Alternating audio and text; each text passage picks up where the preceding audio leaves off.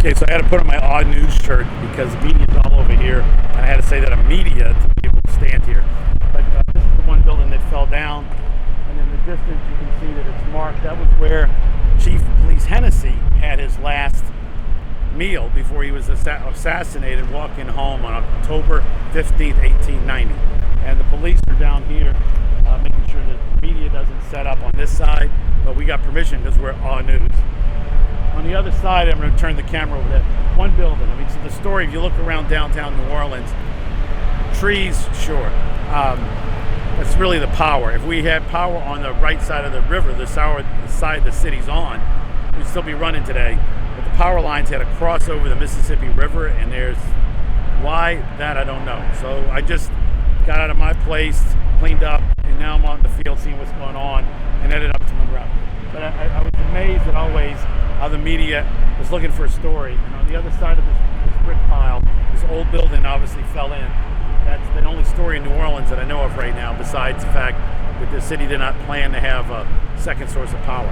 So I'm going to zoom in, let you see that, and I'll let you see the wall. It's a beautiful wall. Buddy put there, balloon, and I just did it. We're doing a documentary on the killing of the police chief. And that was where his last meal was, so we stopped to do that 2 weeks ago. Let's take a look. Okay, so zooming in, you can see that the facade is gone off of that building, which had a great mural on it of some of the great jazz players. And then turning, and as I pan around, you see the one building that did fall. I got to look back to see what was there, and maybe it was empty or not, because these buildings are pretty some old brick buildings that have been empty for a long time, but they go back to the 1850s.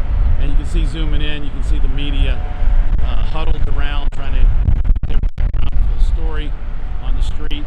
And one car had a bunch of bricks fall on it when this building caved in. Italian pie, I've never eaten there, but I have to put it on the list. And these other two buildings over here represent probably what the building that collapsed looked like. These buildings are empty, so I don't think anybody was in the building or any businesses either. But they're old buildings, not structurally that sound, built probably in the 1850s.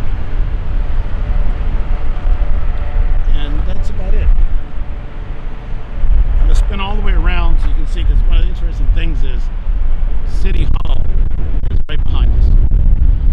So as we move right over here, that tree right there, and you can actually see as I pan up the letters City Hall. This was built by Chet Morrison. It's been City Hall for a number of years, and we got a few trees around it on the grounds. It looks like to be another one right over there that came down.